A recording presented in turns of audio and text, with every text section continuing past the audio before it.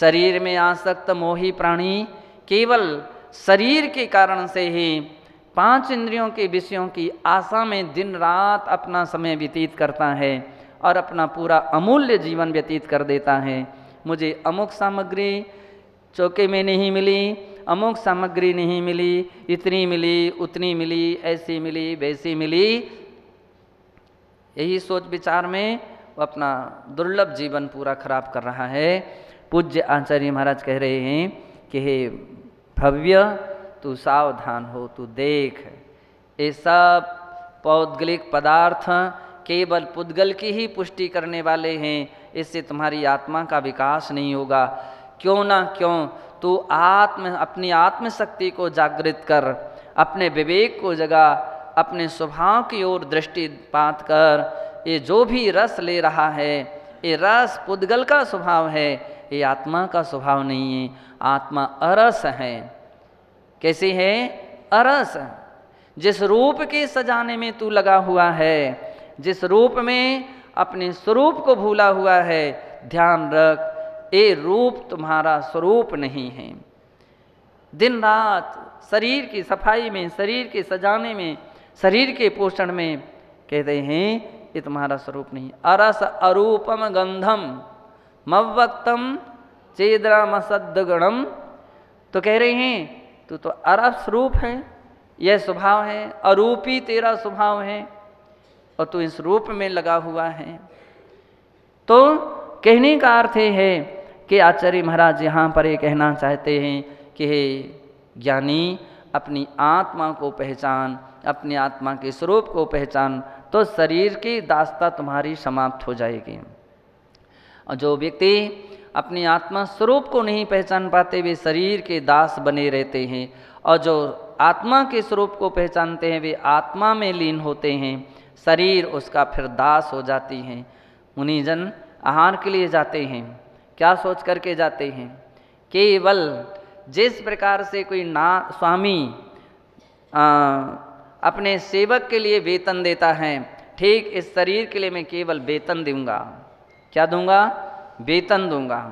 और इसलिए ताकि मैं इस शरीर के माध्यम से रत्नत्रय की आराधना और साधना कर सकूं, वेतन दिया जाता है। केवल वेतन की तरह उतनी ही खुराक दी जाती है जिससे ये अन्यायशील ना हो जाए, अनीतिज्ञ ना हो जाए।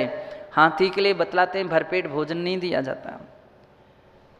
जो शेर आदि जानवर होते हैं, क्रूर किस्म के प्राणी होते हैं, उनके लिए भरपेट नहीं दिया जाता। भरपेट दे देंगे तो शक्तिशाली हो जाएंगे। इनको कमज़ोर बना करके रखा जाता है ताकि वे किसी भी प्रकार का मान लीजिए आक्रमण आदि ना कर सकें, कमज़ोर बना करके रखा जाता है।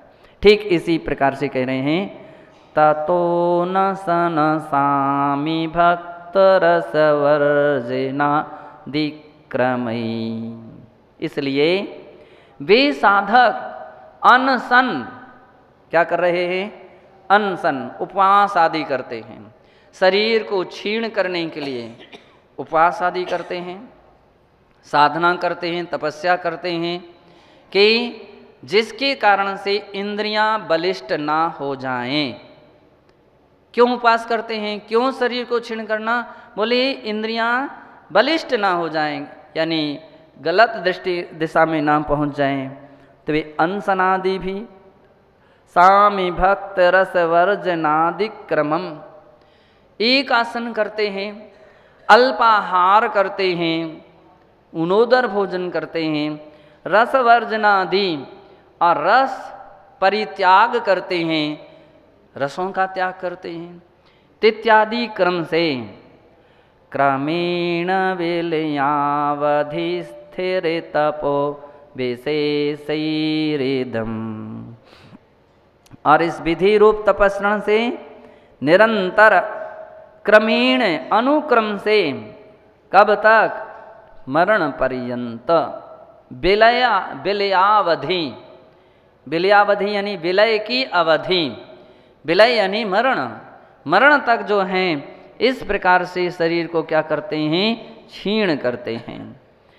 कदर्थय शरीर कम रिपुमिवाद्य हस्तागतम।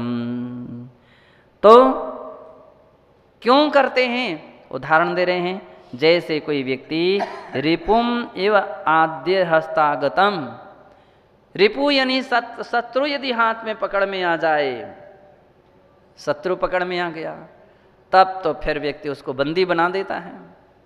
शत्रु बड़ी मुश्किल से पकड़ में आता है, और जब शत्रु पकड़ में आ जाता है तो फिर यूं ही नहीं छोड़ा जाता, उसको बंदी बना देते हैं, और उसके लिए तरह तरह के इसी प्रकार के कष्ट दे करके उसकी सारी शक्तियां छीण कर दी जाती हैं। जो शत्रु पहले सिर उठा करके बात करता था, सीना तान करके बात करता था, अब वो शत्रु हाथ जोड़ करके अब हाथ जोड़ता है, चीखता है, चिल्लाता है, चरणों में पड़ता है। तकलीफ है, भूखा प्यासा, उसके लिए दंड दिए जाते हैं, मार पिटाई की जाती है, तो उसकी सारे अभिमान सब चूर चूर हो जाते हैं। तो जिस प्रकार के शत्रु के हाथ में आने पर व्यक्ति उसकी शक्ति को छीण कर देता है, ठीक इसी प्रकार से सच्चे योगी, सच्चे साधक, सच्चे ज्ञानी व्यक्ति क्या करते हैं? शरीर के लिए विभिन्न प्रकार के तप त्याग साधना के द्वारा शरीर की शक्ति को या इंद्रियों के मद को क्या कर देते? वो छीण कर देते हैं, और इस शरीर के द्वारा सम्यक तप के द्वारा संवर निर्जरा और कर्मों की निर्जरा करके वे निर्वाण को प्राप्त करते हैं। तपन सभी को चाहिए कि हम सब इस उद्देश्य को भी समझें, तपस्या क्यों कर रहे हैं। तो इसलिए तपस्या कर रहे हैं कि अपन एक उद्देश्य है कर्मक्षयार्थम, सकल कर्मक्षयार्थम। दूसरा सबसे बड़ा उद्देश्य ये है, संपूर्ण कर्मों का क्षय तो बाद में होगा, पहले जो कर्म का आश्रय हो रहा था, जो पहले कर्म का बंध हो रहा था, उस बंध और आश्रय बंध में कारणभूत जो इंद्रियां थीं, उस शरीर के माध्यम से वे बलिष्ठ हो रही थी, उनके मद को, उनके अभिमान को या उसकी शक्ति को छीन करने के लिए वे क्या करते हैं? तपस्या करते हैं। और जब वो इंद्रियों की शक्तियां क्षीण हो जाती हैं, तब फिर वह मन जो है वो कंट्रोल में होता है। सम्यक साधना के द्वारा आत्मविशुद्धि जागृत होती है, और ऐसी विशुद्धि ही निर्वाण का कारण बन जाती है। हम सब एक ऐसी ही साधना करें जिससे अपने लिए निर्वाण की प्राप्ति हो, मोक्ष की प्राप्ति हो सके। जय बोलिए महावीर भगवान की। जो स्वाध्यायशील होते हैं, जिन्हें अध्ययन होता है, जिन्हें ज्ञान होता है, वे इन सब प्रवृत्तियों के विषय में कंट्रोल करते हैं कि व्यर्थ का फिजूल में आना जाना ना करें। क्यों? सर्वत्र सूक्ष्म जीव पाए जा रहे हैं। जब ये ज्ञान जिसके लिए हो जाता है तो एक पैर भी रखता है तो समझता है कि इसमें भी जीव विराधना है, जीव विराधना है।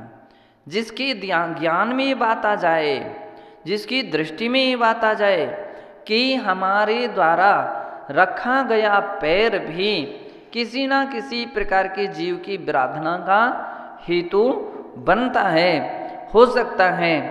चूंकि अब पैर रखना ये अशक्य अनुष्ठान है कि बिना उसके काम नहीं चल सकता है, उठने बैठने में, तो अपन सभी इस पिच्छी का आश्रय लेते हैं।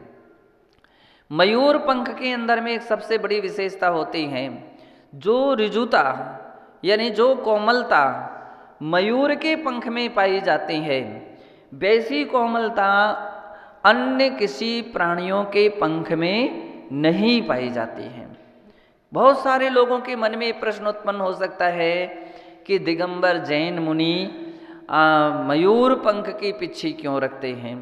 तो मयूर पंख की पिच्छी में सबसे बड़ी विशेषता है, वो इतनी कोमलता होती है, और इस कारण से इतनी कोमल है कि उसको आँखों के ऊपर भी फेर लें, बंद आँख नहीं, खुली आँख के ऊपर भी, पुतली के ऊपर भी फेर लें, मच्छर इत्यादि चला गया है तो पिच्छी को फेर करके अपन क्या कर देते हैं?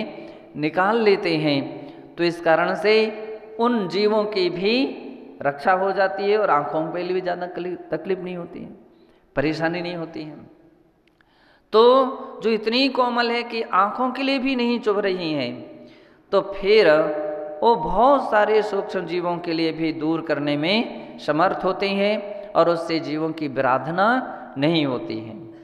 अगर अन्य प्रकार के धागा या कपड़े इत्यादि की वस्तु पिच्छी आदि रखी जाए तो उसमें सबसे बड़ी समस्या क्या खड़ी हो जाएगी? उससे वो तो पानी में चिकट जाएगी, पसीने में खराब हो जाएगी। लेकिन पिच्छी में विशेषता अस्वेदता पना रहता है।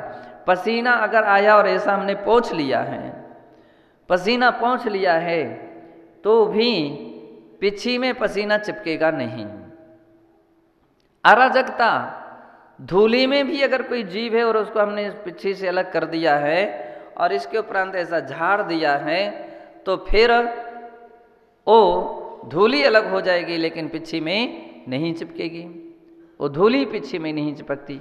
अराजकता इस प्रकार का 5 गुण संपन्न पिच्छी होती हैं। ये गुण धागा में, अन्य कपड़े में या अन्य प्रकार के पंखों में भी नहीं पाए जा सकते हैं। यही कारण है कि निर्ग्रंथ दिगंबर जैन मुनि पिच्छी मयूर पंख की पिच्छी धारण करते हैं।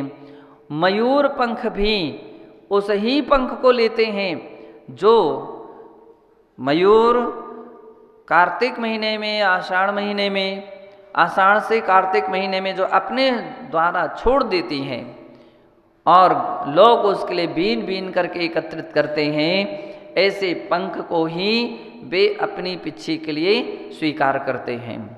ऐसा नहीं कि किसी को मार करके या किसी मयूर में से किसी ने जबरदस्ती पंख खींचे हों। तो एक और ध्यान रख लीजिए, मयूर का पंख है अगर खींचा जाए तो उसमें सल आ जाती है। तोड़ेंगे तो क्या हो जाएगा? उसमें सल आ जाएगी। कोई भी व्यक्ति मयूर पंख खींचेगा तो उसमें सल आ जाएगी। तो वे सल वाले उस पंख को स्वीकार नहीं करते हैं। तो इससे पहचान हो जाती है कि पंख मयूर ने स्वयं अपनी ओर से निकाला है। ये कोई खींच करके या कोई तोड़ करके या कोई कटिंग करके नहीं लाया है। तो ऐसी पिच्छी जो हैं उन जीवों की, सूक्ष्म से भी सूक्ष्म जीवों की रक्षा करने में हेतु बनती हैं। इसलिए पिच्छी के नाम के पर्यायवाची नाम हैं। इसके लिए जीव दया उपकरण ऐसा भी कहा जाता है। जीव दया का उपकरण, इसके लिए संयम का उपकरण कहा जाता है। इससे उस अहिंसा रूपी संयम का या जीव रक्षा रूप संयम का पालन होता है। तो वे ऐसी पिच्छी को धारण करते हैं और इनके द्वारा उन जीवों के लिए दूर करते हैं। खुजली भी होते हैं तो वे पिच्छी से मार्जन करके फिर अपनी खुजली करते हैं। कोई वस्तु रखना है, उठाना है तो पिच्छी से जमीन या उस वस्तु को मार्जन करके उठाते हैं या रखते हैं अथवा ग्रहण करते हैं। तो इस प्रकार से शक्य अनुष्ठान जितना होता है उसके द्वारा वे अपने अहिंसा का पालन करते हैं। यह उनका अहिंसा महाव्रत है और उनके लिए इस प्रकार के जीवों की रक्षा निरंतर करते रहना चाहिए। आत्मानुशासन ग्रंथ के पृष्ठ नंबर 131 और छंद नंबर 195 प्रारंभ हो रहा है, जिसमें पूज्य आचार्य महाराज इस बात को बतलाएंगे कि सब दुखों का यदि हेतु है तो एकमात्र शरीर है।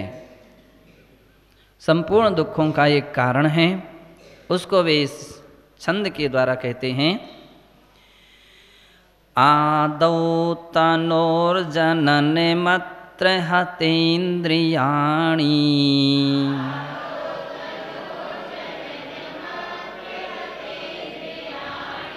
कांक्षन्ति तानि विषयान् विषयाश्च मानम्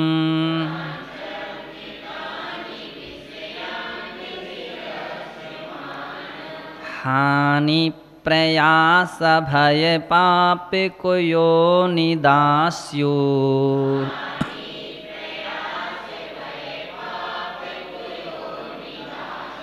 मूलम ततस्तनुरनर्थ परम्पराणाम्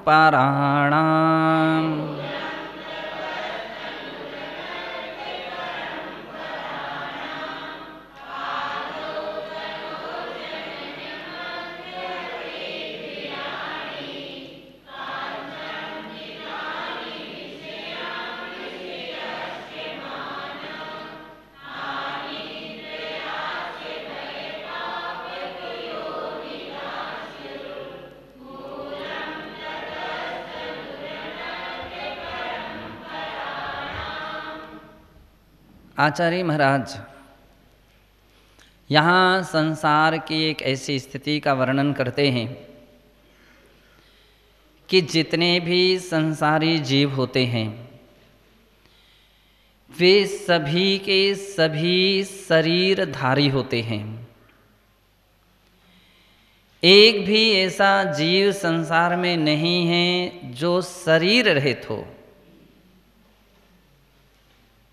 इसलिए संसारी जीव कहो या सशरीरी जीव कहो, एक अर्थवाची है। हर संसारी प्राणी किसी न किसी शरीर का धारी है। 5 प्रकार के शरीर शास्त्रों में कहे गए हैं: औदारिक, वैक्रियक, आहारक, तेजस और कर्मण। ये 5 प्रकार के शरीर हैं। मनुष्य त्रियंचों के अंदर में पाया जाने वाला शरीर औदारिक शरीर है। देव और नारकियों के में को पाया जाने वाला शरीर वैक्रियक शरीर है। रिद्धिधारी, आहारक रिद्धिधारी मुनि महाराजों के सिर से निकलने वाला एक हाथ का जो पुतला विशेष है वह आहारक शरीर है। तथा समस्त संसारी प्राणियों में अनादिकाल से संबंध रखने वाला तेजस और कर्मण शरीर है। इस प्रकार से 5 शरीर से युक्त जीव शरीर में मोह करता है, आत्मा को भूला रहता है। और जो आत्मा को भूला रहा उस शरीर को ही अपना मानता रहा। इसलिए शास्त्रों में कहा वो बहिरात्मा प्राणी है। देह जीव को एक गिने बहिरातम तत्व मुथा है। मिथ्या दृष्टि जीव शरीर और आत्मा को एक मानता है। शरीर का जन्म यानी आत्मा का जन्म, आत्मा का जन्म यानी शरीर का जन्म। शरीर की मृत्यु यानी आत्मा की मृत्यु, आत्मा की बिछोह यानी शरीर का विनाश।